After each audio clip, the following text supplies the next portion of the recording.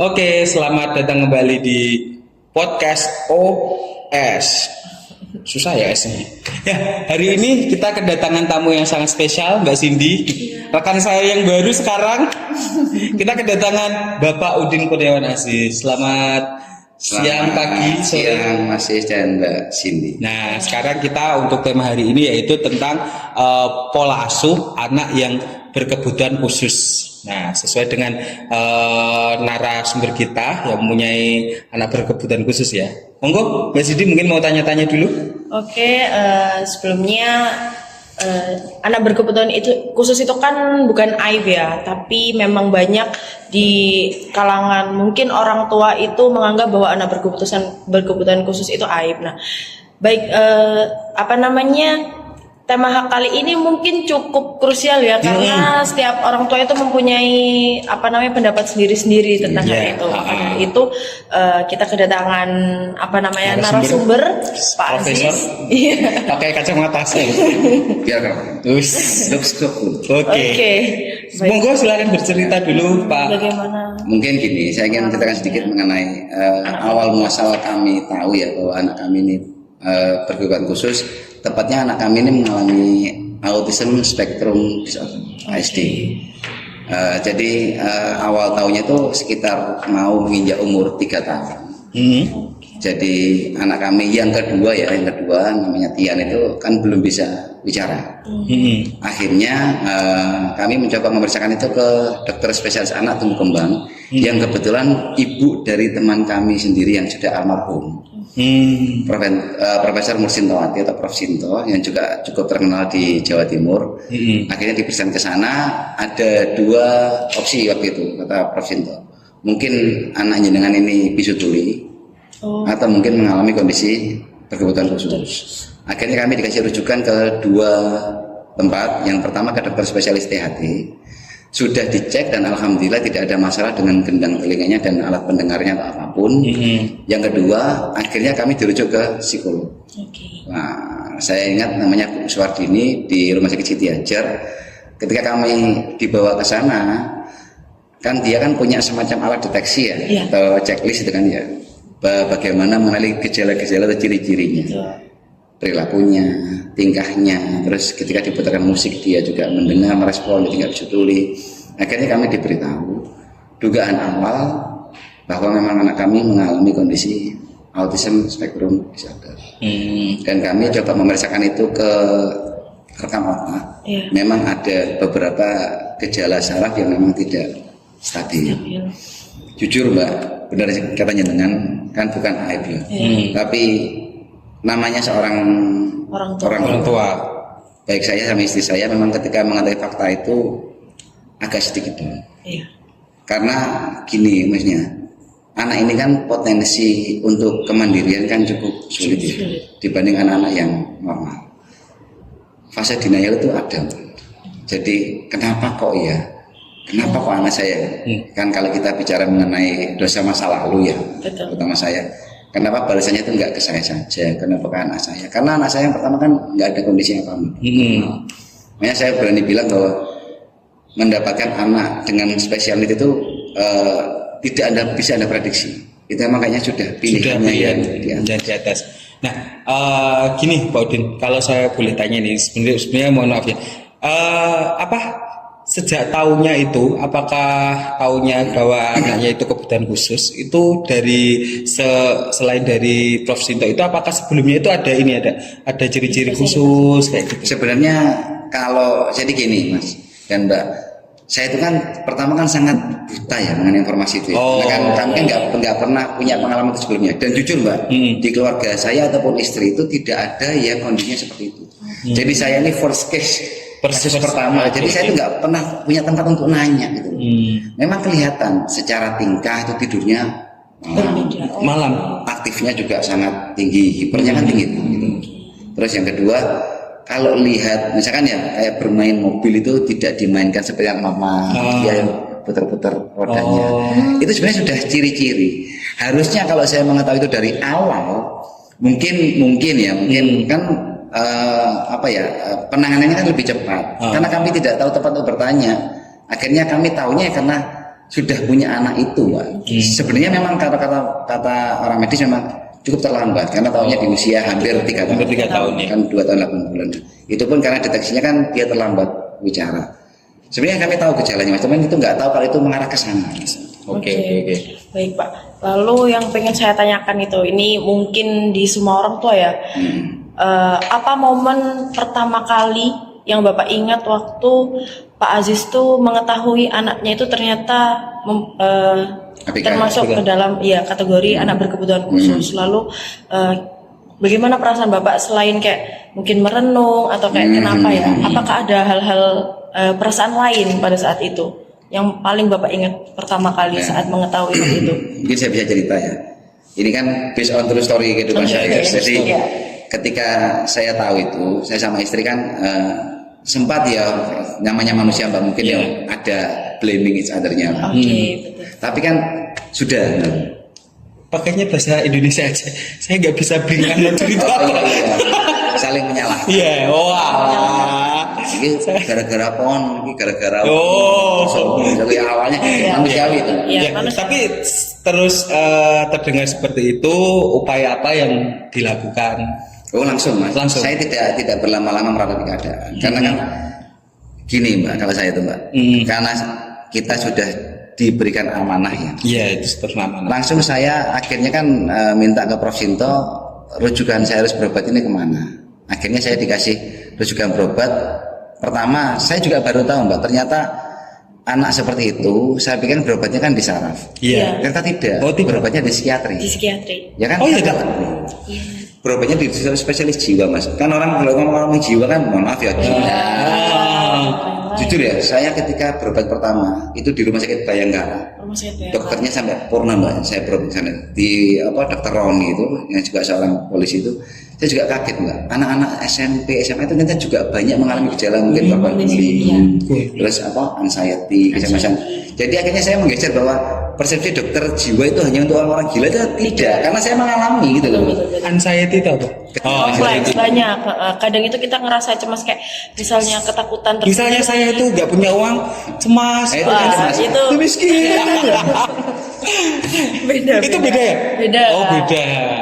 Jadi ketika Anda dipanggil pimpinan, dibentak gitu kan, kalau kita ya sudah, whatever, selesai. Tapi kalau orang saya itu nggak bisa. Kita gugup, Ya Allah, panik, aku piye, attack, piye, terus bisa. terfikirkan sampai Muncul keringet keringat dingin. Mungkin bisa langsung pucat. Nah, untuk ini sekarang anaknya udah berapa tahun? Sekarang alhamdulillah si Tian sudah mau menginjak ke 8 tahun. Ke 8 tahun. Ya, kami terapi di Sutomo itu hampir sekitar 4 tahun. 4 tahun. Tapi udah perkembangannya gimana sekarang? Nah, akhirnya kan setelah berobat di psikiatri, kami kan mencoba terapi yang di tempat berbeda. Kebetulan terapisnya anak saya itu buka praktek sendiri di rumah, kan untuk mengasah intelijensinya, Iya. puzzle, apa menulis, menggambar. Alhamdulillah, banyak perkembangan. Jadi mensyukuri juga, terus juga alhamdulillah mungkin ini karena kita hidup di kota besar ya. Iya. Sarana fasilitas kan cukup banyak. Cukup banyak. Saya tidak bisa membayangkan kalau saya masih hidup di Bengkulu dapat anak seperti ini, mungkin saya kesulitan mengobatinya. Karena sekolahnya, karena sekarang anak saya kan sekolah di SLB Mbak. Iya. SLB negeri punya Pemprov di Gedangan itu bagus. Jadi tiap hari Selasa itu ada sesi untuk terapi juga. Selain sekolahnya ada terapi juga, psikolog dan psikiater juga untuk mengasah intelijensinya dia dan juga kecerdasan emosionalnya untuk bergaul sama teman-temannya. Tapi sekarang alhamdulillah ya sudah mulai ya, kita doakan semoga cepat seperti normal seperti anak-anak biasanya. Iya. Terus ini Pak, yang saya penasaran banget, kan Bapak kemarin waktu awal-awal itu Bapak tadi bilang bahwa Bapak dan Ibu itu merasa down. Nah, yang saya penasaran gimana Bapak dan Ibu itu bisa membangkitkan semangat lagi dan percaya bahwa kayak ini tuh bakal bisa dilewatin. Itu tuh tipsnya itu gimana? Iya loh, padahal ini loh, saya kan juga kenal ya sebenarnya. Ini kan pura-pura tidak kenal. Sering main ke rumahnya beliau juga ada. Jadi kayak ya kalau kita ya mungkin kalau saya itu nggak tahu ya maksudnya itu sebenarnya. Tapi kalau mampu atau enggak, tapi kalau beliau berdua itu happy gitu, maksudnya udah mungkin atau apa gitu. Itu tipsnya itu apa? Gini Mbak, kalau saya gini Mas, kan keadaan itu kan ada yang bisa kita rubah, ada yang tidak. Kalau kondisi itu kan, dan kami juga harus sadar juga Mbak, bahwa kami berharap anak saya yang ABK untuk seperti masnya sama adiknya nggak bisa, karena kondisinya dari awal kan juga sudah berbeda. Yang penting saya satu Pak, ya kalau kita mengenal agama ya entah agamanya apapun, manusia cuma diberi dua jalan, satu ikhtiar, satu doa. Ketika kami pertama mengawal itu kan doa, nah terus apa cuma doa saja kan kita nggak, ya apa caranya anak ini kan paling nggak ada perkembangan. Otomatis kami segera mengambil langkah medis. Langsung kami periksakan Pak. Di dokter Roni itu dikasih obat untuk menenangkan dia. Mas kalau sudah tenang kasih dia stimulus. Bahkan kami kalau tanya Mas kalau ke rumah, kami sudah pesan meja sendiri. Yang meja ada setengah. Ada setengah lingkaran itu. Kami punya.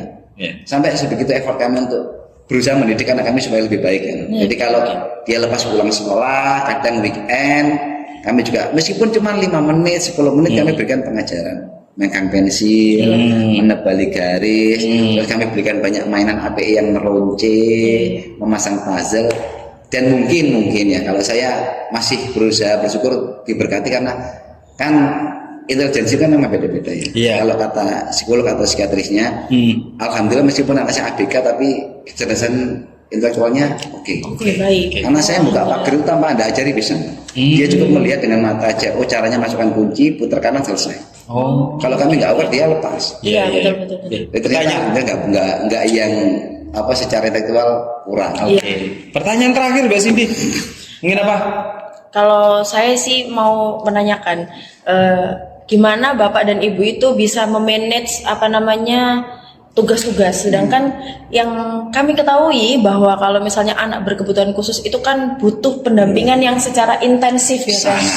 Nah itu tuh gimana sih Pak cara manage waktunya, mungkin manage apalagi cara memberikan kasih sayangnya, terus perhatiannya yang paling penting itu lagi. Juga anak yang lain nggak iri karena kita itu jaraknya berapa tahun Pak kalau boleh tahu? Kalau yang pertama sama yang kedua ini hampir 3,5. Terus yang sangat dekat. Anak saya alhamdulillah hasil. Karena saya telat mengangkat barang itu.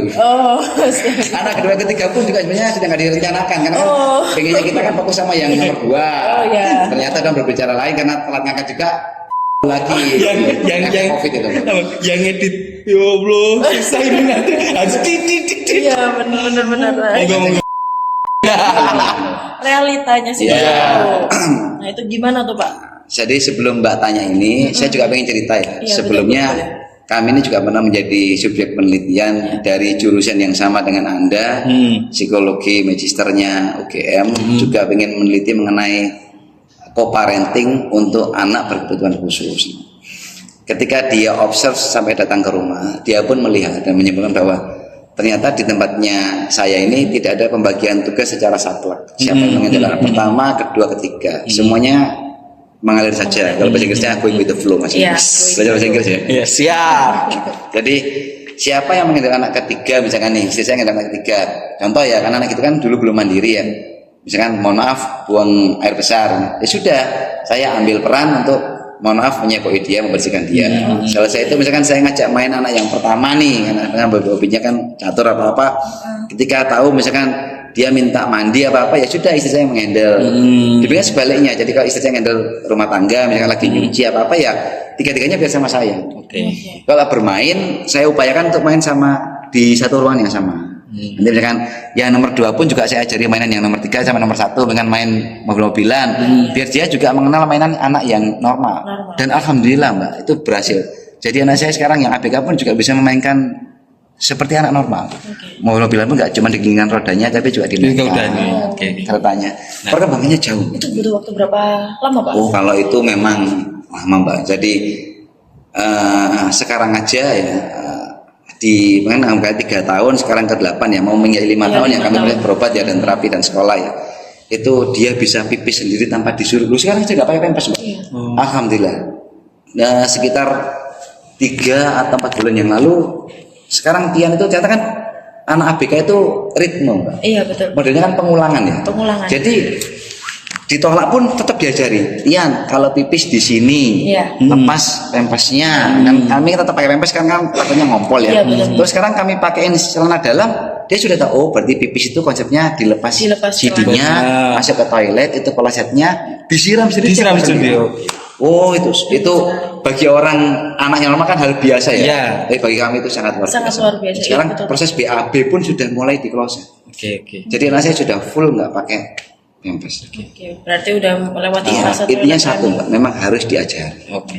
Berat tapi harus mau diajar. Ya, kalau bagian dari agama kan itu ikhtiar Pak. Ya kan harus berulang, Iya. berulang. Dulu aja Mbak kalau naik motor, saya ubah rutenya ngamuk. Mbak. Loh, dulu saya kalau terapi itu pulang pergi harus jalannya sama. Saya ubah rutenya, loh iya kalau rutenya beda marah dia. Kenapa nggak lewat jalan berangkat tadi? Tapi dokternya kan bilang, Bapak kalau berani kan resiko ya, kan kadang-kadang kan dia teriak, melompat kan di jalan kan. Dokternya yang bilang ke saya sama terapisnya, kalau Bapak berani ubah rutenya, tapi resikonya cukup berat. Tak ubah rutenya Mbak, karena ada penolakan loh, Mbak, bagi anak autisme kan. Saya ubah kadang lewat mana, awalnya teriak Mbak. Tapi lama-lama ya, it's okay gitu loh. Oh kadang ayah lewat sana, kadang ayah lewat sana. Saya ajak ke Ngawi tempatnya Mas Sis ya, kan rute baru ya, karena saya nggak punya saudara di Ngawi. Dia tidak menolak lagi Mbak. Cuma karena itu hal baru, dia mengamati. Nggak pernah tidur di mobil dia Mbak. Kalau untuk rute ya baru, ki lewat mana. Tapi sudah nggak pernah marah lagi. Oke. Yang terakhir, Pak Aziz. Iya. Pesan untuk orang tua di luar sana yang mungkin mempunyai anak kebutuhan khusus. Silakan. Gini ini ya, tidak ada yang mau Mbak mendapatkan anak seperti itu ya Mas. Iya, siap. Cuman kan kalau sudah diberi amanah, ya setiap orang punya agamanya masing-masing. Iya. Tapi saya tahu semua agama mengajarkan hal yang baik ya. Iya. Itu sudah tanggung jawab Anda. Kalau saya gini Mbak sama istri prinsipnya, terlepas nanti hasilnya apa, yang penting kita ikhtiar dulu. Ya, karena kan kita nggak tahu di usia 8 anak saya bisa ini, sekian, makanya kami akhirnya tambah optimis. Sudah nanti jadi seperti apa, sudah yang penting kita obati dulu. Proses belajarnya kita teruskan dulu. Ya, mungkin itu ya. Karena kalau menyerah pada keadaan dan saling marah-marah nggak akan mengubah apa-apa. Oke, betul. Siap. Masuk nggak? Masuk banget. Oke, terima kasih Sobat OS obrolan santai. Sekarang kita punya nama. Oh iya, ngomong-ngomong kemarin kita kan di komen sama Bu dosen. Iya, Bu dosen. Ayo Bu dosen. Bu dosen, ini informasi yang bagus ya. Ya, silakan Bu dosen bisa langsung gabung ke sini aja. Ya, boleh ditunggu di sini. Ditunggu di sini Bu dosen di OS. Terima kasih semuanya.